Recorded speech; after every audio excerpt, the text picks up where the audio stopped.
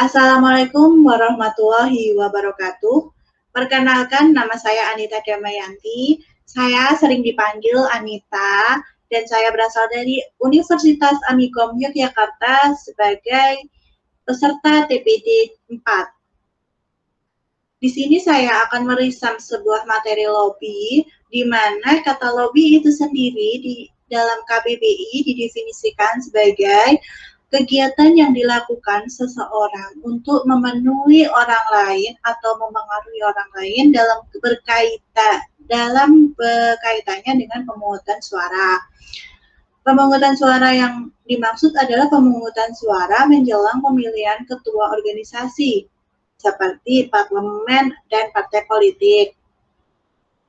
Nah, secara umum, kata lobby juga merupakan suatu aktivitas komunikasi yang dilakukan oleh individu maupun kelompok dengan tujuan memengaruhi pimpinan organisasi lain maupun orang yang berkedudukan penting dalam suatu organisasi. Baik itu suatu organisasi secara berkelompok ataupun kepemerintahan, sehingga dapat memberikan keuntungan untuk diri kita sendiri maupun organisasi. Bahkan juga bisa memberikan keuntungan kepada perusahaan yang kita lobikan.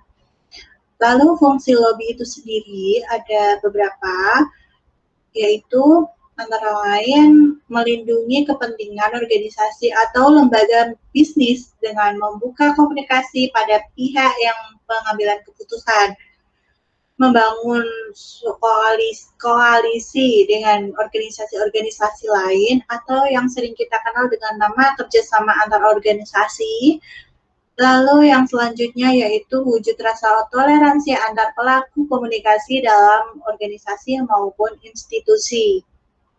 Nah, ada juga fungsinya itu yaitu sebagai mengumpulkan informasi dan mempersiapkan laporan untuk legislator yang mewakili posisi organisasi dalam isu-isu kunci.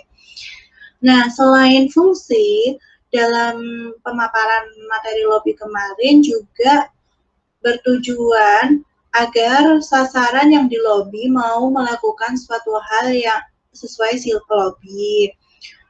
Selanjutnya juga tujuannya sebagai sasaran mau terbuka dan melakukan kerjasama dengan pelobi.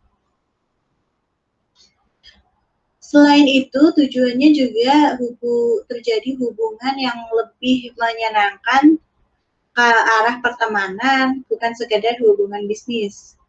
Nah, adapun juga tujuan lobby itu sendiri menciptakan suatu kerjasama yang saling menguntungkan, saling mempercayai, saling menghargai, dan dari pihak-pihak yang telah dilobi.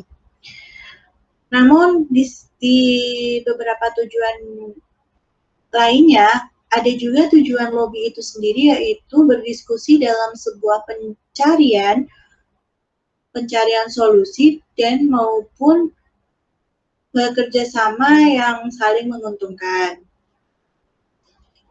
Nah, tidak hanya tujuan, fungsi, dan pengertian saja, lobby pun juga mempunyai hal-hal yang harus diperhatikan. Yang pertama, waktu yang tepat untuk memesan. Yang kedua, bahasa yang harus dipergunakan adalah bahasa yang mudah dimengerti dan sopan. Yang ketiga adalah sikap dan nilai yang harus dipergunakan agar pesan dapat dimengerti.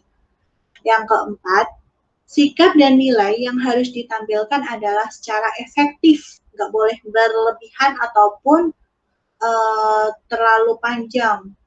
Nah, yang kelima adalah jenis kelompok di mana kita akan melaksanakan jenis kelompok di mana lobby ini akan dilaksanakan.